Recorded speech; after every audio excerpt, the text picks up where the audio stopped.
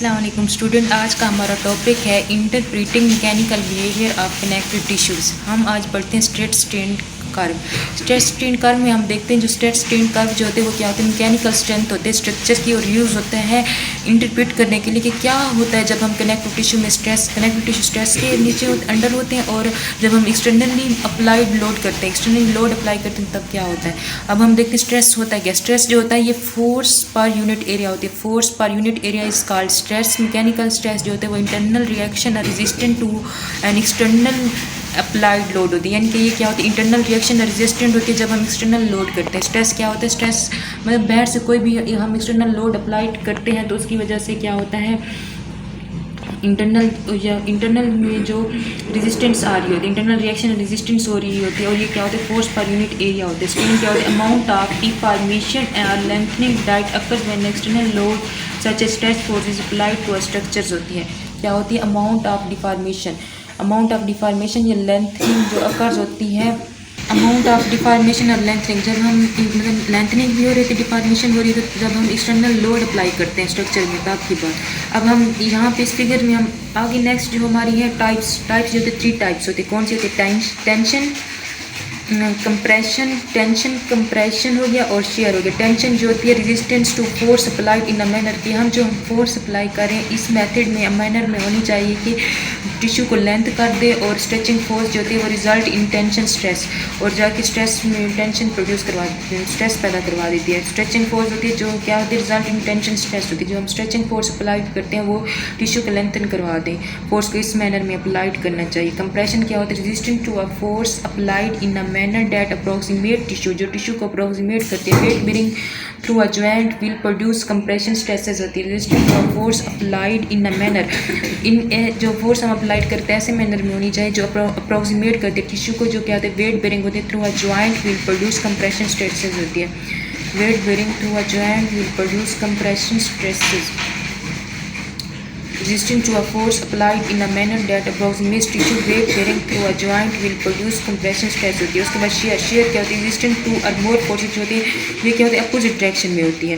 Tension जिसमें हम जो स्ट्रेचिंग फोर्स अप्लाइड करते हैं और वो टिश्यू में लेंथन करवा देती है। और कंप्रेशन क्या होती है, ये क्या होती है, फोर्स को ऐसे मैनर में अप्लाई करना चाहिए ताकि जो होते वेट बेर करे और जो कंप्रेशन प्रोड्यूस कर देती है जॉइंट के दरमियान। उसके बाद जो होती है शेयर जो होती है रेजिस्टेंट टू और more forces that are applied in opposite direction होती है।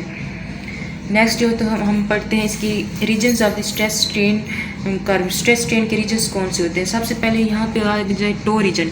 टो रीजन में क्या होता है, टो रीजन जो होते हैं इसमें टो रीजन में क्या क्या होता है। टो रीजन में जो होती है कोलिजन फाइबर जो वेवी होते हैं, और विद इधर से हम पहले देख लेते क्या होते हैं, वेवी होते हैं, और क्या होते हैं within 3 dimensional matrix at rest होते हैं। और फर्स्ट रिस्पॉन्स जो होते हैं वो loading is to strain and align, straighten and align, जो इसका फर्स्ट रिस्पॉन्स होता है टो रीजन का, वो क्या होता है स्ट्रेट और अलाइन करना होता है। और ये रिस्पॉन्स कब होता है, जब जो होते मिनिमली फोर्स अप्लाइड करते, फोर्स जो होती है वो मिनिमली फोर्स अप्लाइड करते, तब ये स्ट्रेटन और अलाइन होते हैं। उसके बाद जो होती है ये टिश्यू में स्ट्रेस को इंक्रीज कर देते हैं जब हम फोर्स अप्लाई करते हैं। उसके बाद ये बताते हैं जो toe region of the stress होता है। Toe region of stress strain curve represent the behaviour होते हैं, behaviour and the range in which most functional activity normally occurs होती है। अब हम इन फिगर्स में देखते हैं टो रीजन। टो रीजन क्या होता है, ये टो रीजन का जो होता है ये बेसिकली जो इसका काम होता है क्या करवाता है, स्ट्रेटन और अलाइन करवाता है जब हम इसको मिनिमली फोर्स अप्लाइड करते हैं। जब मिनिमली हम फोर्स अप्लाइड करते हैं तो ये टेंशन प्रोड्यूस करवा देता है, और टेंशन को प्रोड्यूस करवा देता है, और क्या करता है ये स्ट्रेटन और अलाइन करवा देता है। नेक्स्ट हम देखते हैं elastic range linear phase. Elastic range linear phase में क्या होता है, स्ट्रेस जो होता है वो डायरेक्टली प्रोपोर्शनल होता है स्ट्रेस। जितना ज़्यादा स्ट्रेस करेंगे उतना ज़्यादा स्ट्रेन होगा, जितना हम कम स्ट्रेन करेंगे उतना ज़्यादा स्ट्रेस होगा। उसके बाद इलास्टिक लिमिट जो होती है एक end of the linear region, जो हम लीनियर रीजन था ना उसकी एंड होती है, जहाँ पे point beyond which the tissue does not return to its original shape and size होती है।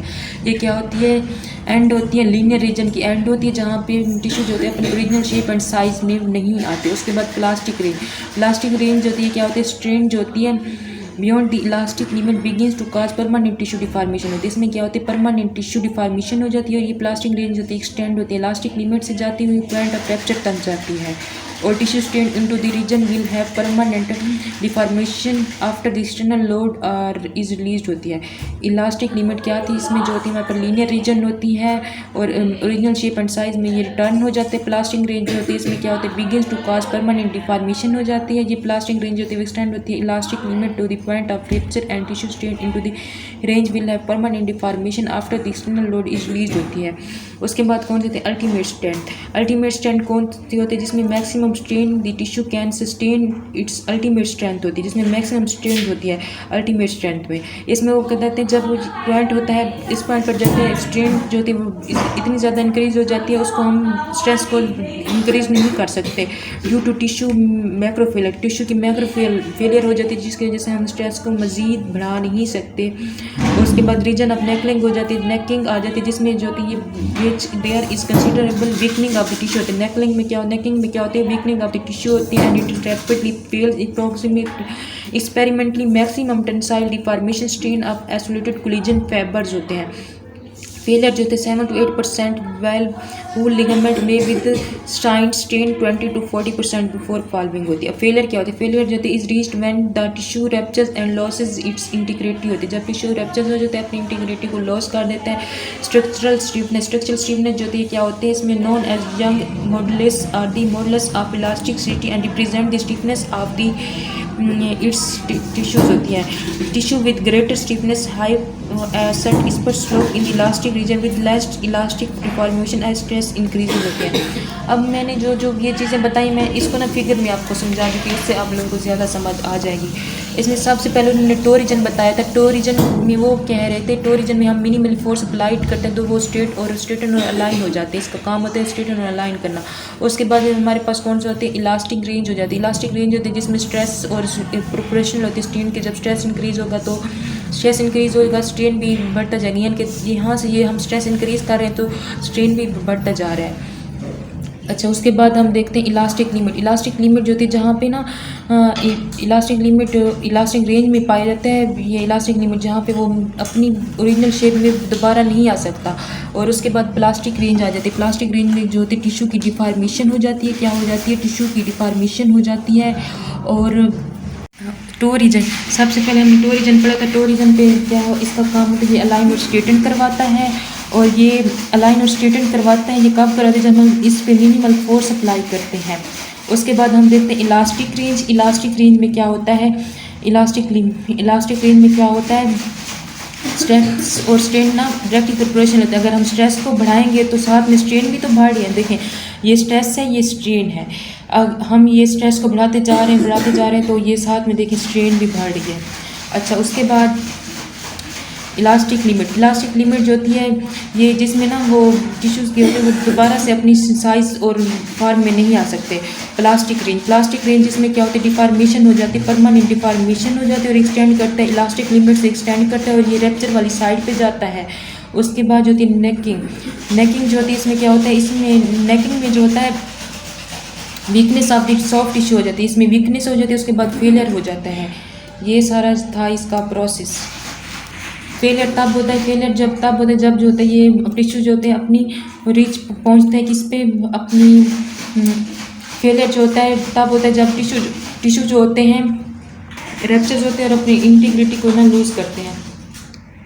Thank you so much.